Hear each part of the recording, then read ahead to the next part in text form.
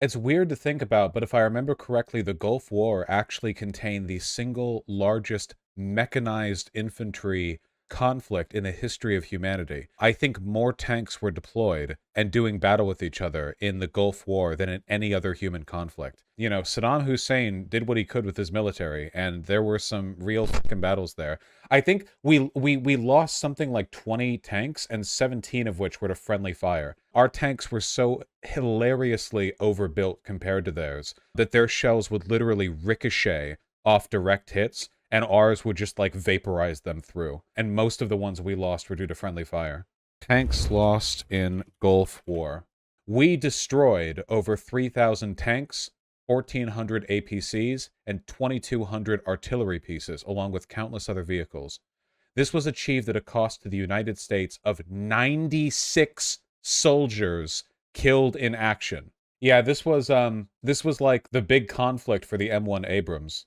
A total of 23 M1A1s were damaged or destroyed during the war. Of the 9 Abrams tanks destroyed, 7 were destroyed by friendly fire, and 2 were intentionally destroyed to prevent capture.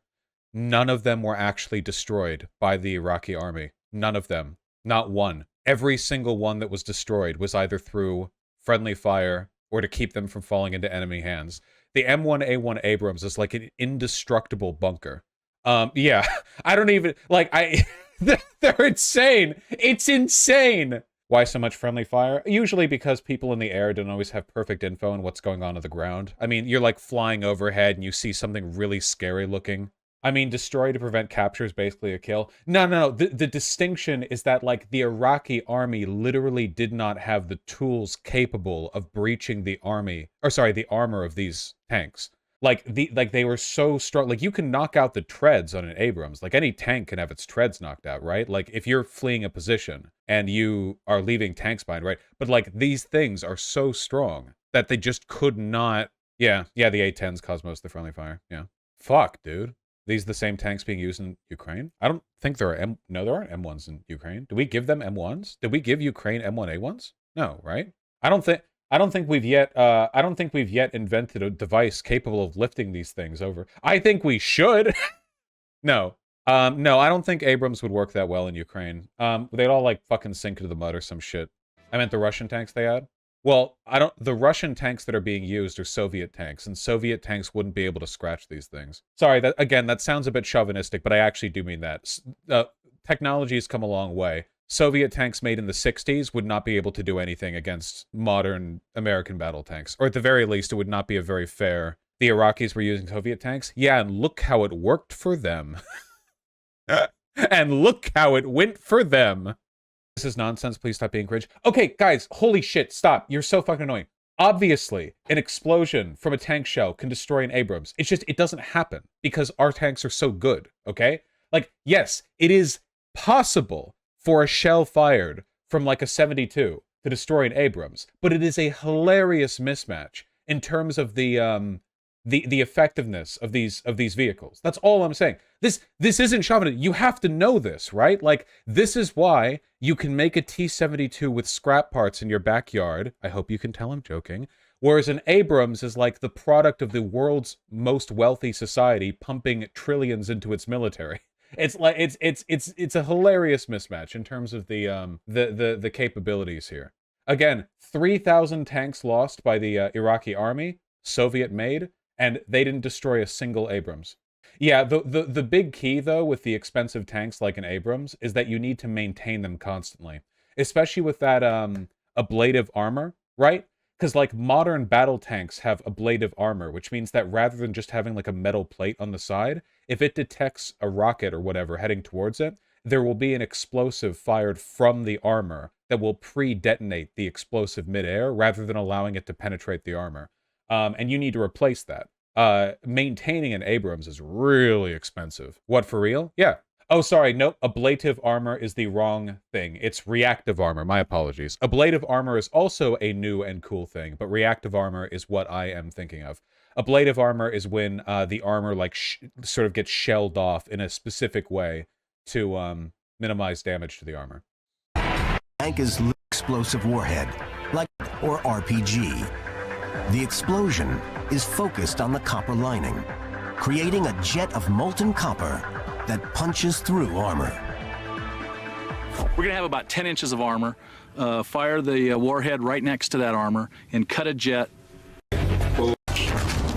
Is on high-speed cameras. Woo! That's why you gotta react to your armors, boys. It's all over in a flash. The only way to see what's happening is on high-speed cameras. You did. At an incredible 10,000 pictures a second, we can see that the copper jet slices through the 10 inches of steel. Examines the armor. Once the metal has cooled, Romero examines the armor. The jet has cut a small hole in one side, but has not pierced the whole way through. See? Because it blew up preemptively. Outward. Exploding armor is triggered by the initial impact of the shell. It blasts outward, neutralizing the effect of the impact before it ever reaches. Wacky. Abrams don't care about anything. Oh, fuck. Combat footage. ISIS RPG gunner scores a track hit on Iraqi M1A1. Good luck. Warrior of Allah. We're rooting for you. Get those fucking infidels.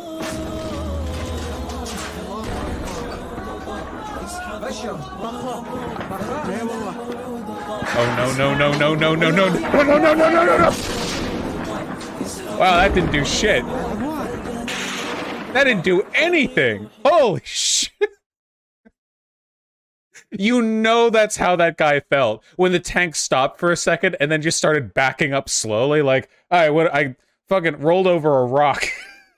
The treads are fucked, surely. Maybe treads on modern tanks are pretty pretty strong. God, that's fucking. Oh god. No, that was a really good hit too. That was a hit on the track, and then the track kept moving. Like that was a hit on the weak part of the tank. You know. Probably an export model, so not as good as what the US uses. As a general rule of thumb, you can assume that if you see a piece of equipment being used by the US military, we probably have a better version of it somewhere in a lab. Fuck, you guys are linking videos that I know are going to be funny to watch. Warriors of Allah, this is your chance. Take out these Imperials. This is not an Abrams. This is, what is this, a Bradley? Is this a Bradley? What? Yeah, M2 Bradley.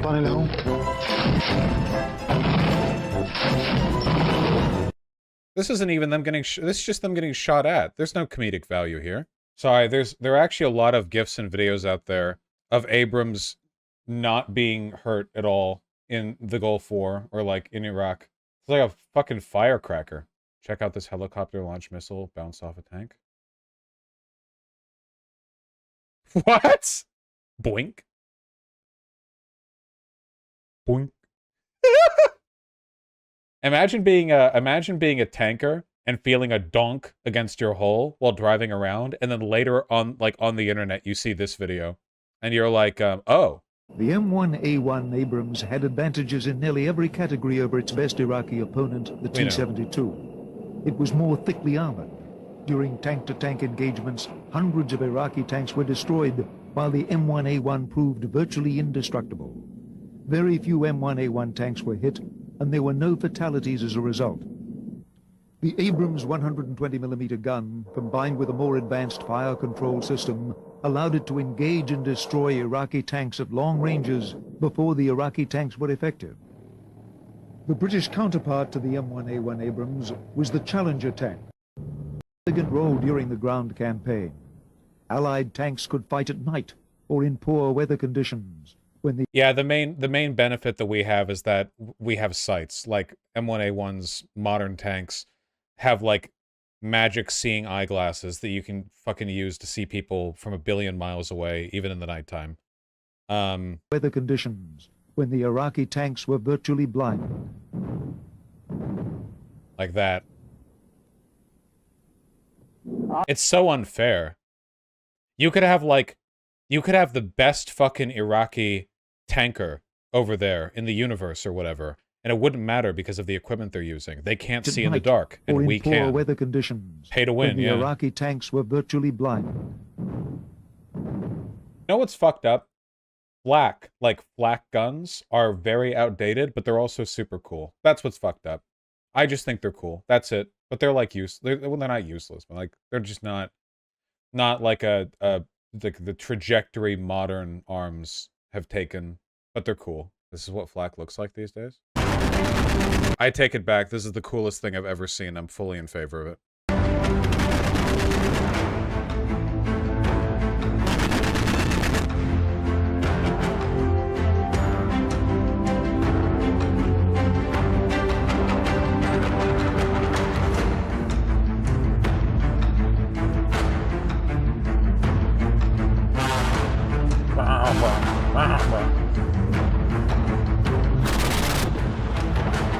It's just a giant machine gun. Fuck yes.